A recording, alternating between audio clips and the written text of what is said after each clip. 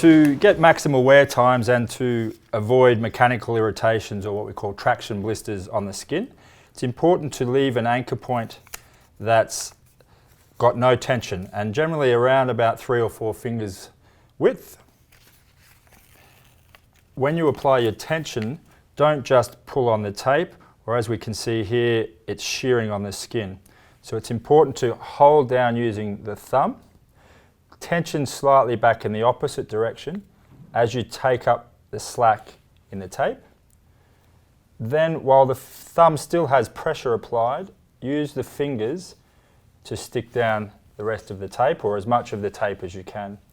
Then apply the other end, the other anchor point, without any tension. If you have any creases under the tape, just simply pull those out. For maximal adhesion, we want to press and hold for 30 seconds to a minute. The longer we hold, the better it sticks. Particularly if we are crossing the tape or overlapping the tape, you want to hold very well where that tape crosses. You can then give the whole thing a rub just to maximise that adhesion. When we remove the tape, it's important not to pull up on tapes. As you can see, that traction's on the skin.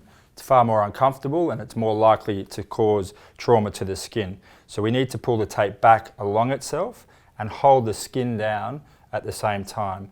So if anything, we sort of pull the skin away from the tape in short, sharp increments, or the other way is to actually hold the tape or the skin down through the tape, so apply our pressure through the tape and then peel as we maintain that pressure.